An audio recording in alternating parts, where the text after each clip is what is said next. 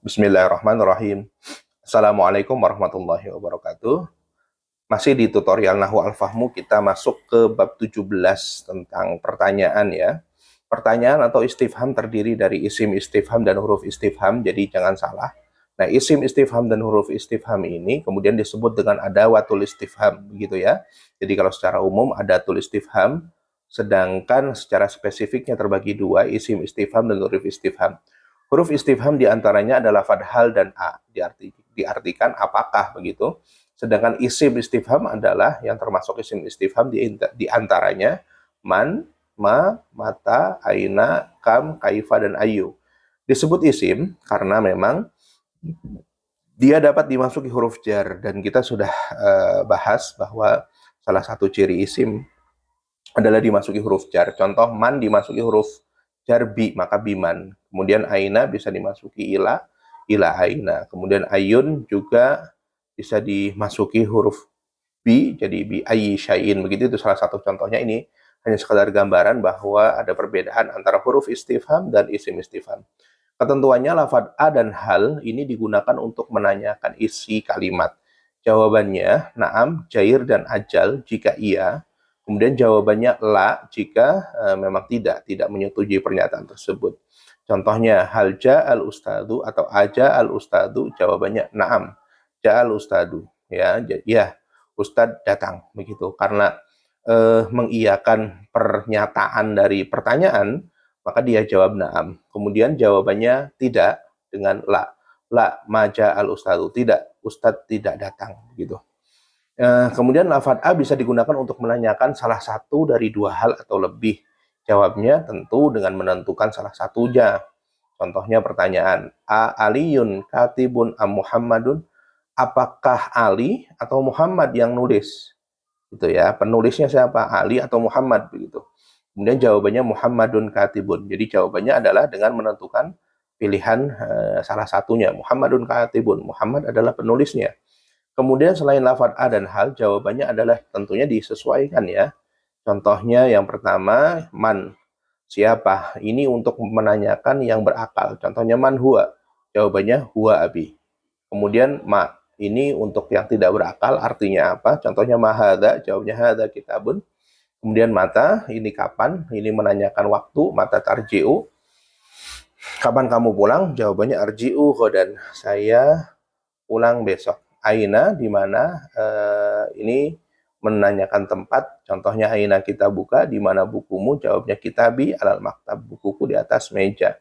Kemudian kam, berapa jumlah? Kam kitaban laka, di salah satu kutubin saya memiliki 3 buku. Kaifa, bagaimana? Menanyakan keadaan.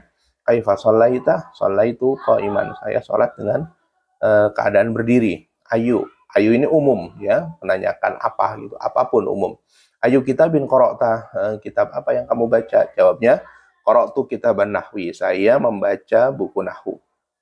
Isim istifham istifham nafi adalah kalimat yang diawali dengan kata istifham dan disambungkan dengan kata nafi secara langsung. Jawabannya bala jika iya, artinya jika setuju dengan pernyataannya. Kemudian jawabannya na'am jika tidak.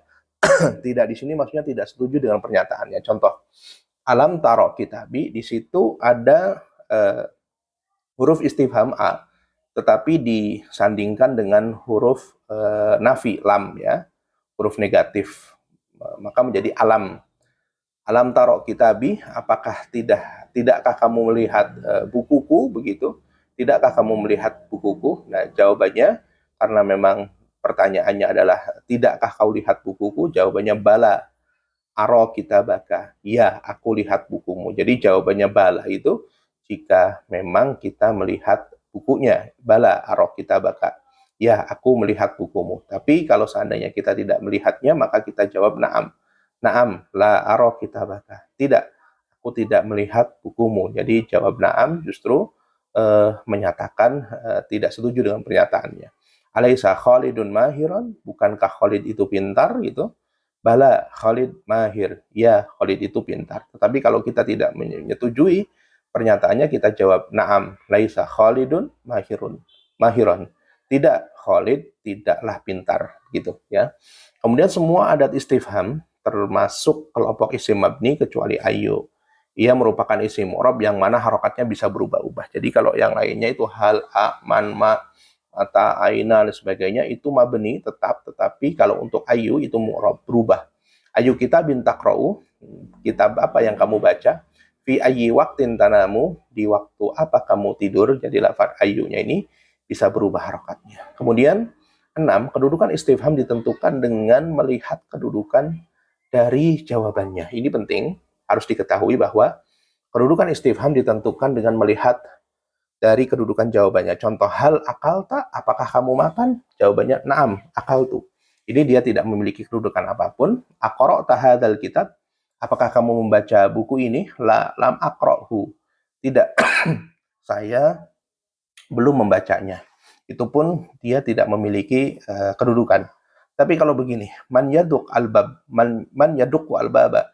Siapa yang mengetok pintu? Jawabannya aliyun yaduk albaba. Karena jawabannya adalah aliyun.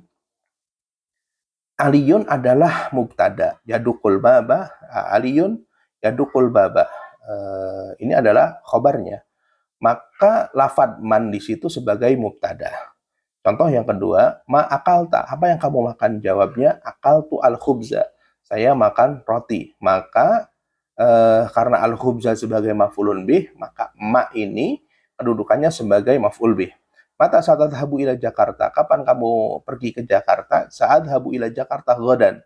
Besok. Maka mata di situ kedudukannya sebagai maf'ul bih, sebagai dzaraf zaman. Aina tajlisu? Di mana kamu duduk? Ajlisu amamal fasli. Nah, karena amamanya ini adalah sebagai maf'ul fih, sebagai dzaraf makan, maka aina pun ini statusnya sebagai kedudukannya sebagai maf'ul fih. Kemudian kam ziyaratan zurtal marid? Berapa kali kamu berkunjung, berapa kali kunjungan kamu mengunjungi orang sakit? Zurtul maridho ziyaratan. Saya mengunjungi orang sakit ziyaratan sekali, sekali kunjungan ya. Maka di situ lafad ziyaratan sebagai maf'ul mutlak, dan ini sudah kita pelajari tentang maf'ul mutlak. Ziyaratan diambil dari kata zaro yazuru, zurtu di situ. Kaifa ji'tu huna? Bagaimana kamu datang ke sini? Ji'tu huna masyian. Karena masyian ini sebagai hal, maka kaifa sebagai hal. Ayu kitabin taqra'u, aqra'u kitabat tauhid, aqra'u fi'il fa'il, kitabat tauhid sebagai maf'ul bih, maka ayu sebagai maf'ul bih. Ma'aman dahabta? Dengan siapa kamu pergi? Dahabtu ma'a ashabi. Saya pergi bersama teman-temanku. Ma'a adalah mudhaf sebagai mudhaf ya. Kemudian ashabinya sebagai mudhaf ilaih tentunya. Kemudian liman hadzal kitab? Liman hadzal kitabu? Jawabannya hadzal kitabu lil ustadi. Nah, ini adalah lil ustadi, maka mannya ini adalah masbuk bi harfi jar ya, apalagi sudah jelas di situ ada li ya, li man. Nah, maka mannya ini sebagai masbuk bi harfi jar. Kemudian huruf alif dihilangkan pada istifham ma jika bersambung dengan huruf jar, tetapi alif tidak dihilangkan jika maknya itu adalah kategori isim mausul. Kita sudah pelajari ma itu adalah isim mausul juga. Contohnya kalau ilama, kepada apa gitu ya, ilama, maka tulisannya kalau maknya sebagai istifham, maka alifnya dihilangkan menjadi ilama. Tapi kalau ma al mausulah menjadi ilama, minma menjadi mimma, anma menjadi amma. Maka kalau kita lihat di juz ke-30, amma yatasaalun tentang apa mereka bertanya-tanya, asalnya dari anma. Anma kemudian diidghamkan, kemudian alifnya dihilangkan menjadi amma begitu. Alama, fima, lima gitu ya, gitu. Kemudian jika tadi memang maknya adalah mak mausul, maka alifnya tidak dihilangkan. Contoh huruf jar masuk ke ma istifhamiyah, an ditambahi ma al istifhamiyah, an ma menjadi amma. Amma yatasaalu tentang apa mereka saling bertanya-tanya. Tapi contoh huruf jar masuk ke ma mausulah, min tambahi ma al mausulah, min ma menjadi mimma. Alladzina yu'minuna bil ghaibi wa yuqimunas shalah, wa mimma, asalnya wa min ma begitu ya, wa mimma razaqnahum yunfikun. Kemudian mengi'rab istifham, halid darsu sahlun, hal adalah harful istifham mabni ala sukun, la mahralu minal i'rab wal kasru lil iltiqa'i sakin. Nah, ini sudah kita pelajari, asalnya hal, kemudian menghadapi alif lam maka dikasrah halid, hali gitu ya, halid darsu. Kemudian man anta. Man anta, jawabannya kan kalau nah, keterangannya tuh lafad man sebagai khobar karena kemungkinan jawabannya adalah man anta, ana talibun. Maka man ini sebagai khobarul mubtada. Kemudian man nama jawabannya at-talibu nama. Maka man ini sebagai mubtada ya. Kam dirhaman maluka, berapa dirham uangmu gitu ya. Kemungkinan jawabannya mali salah satu darohimah, hartaku 3 dirham. Maka ini sebagai khobar apa ini? Kam dirhaman maluka, jawabannya mali salah satu darohimah.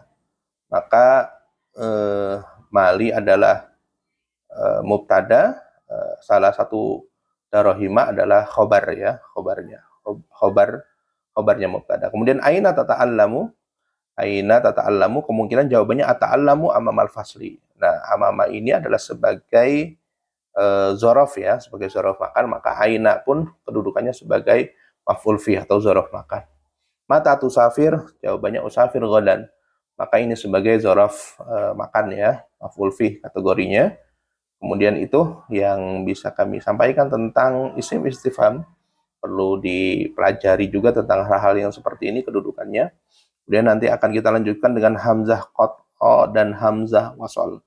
Semoga bermanfaat. Assalamualaikum warahmatullahi wabarakatuh.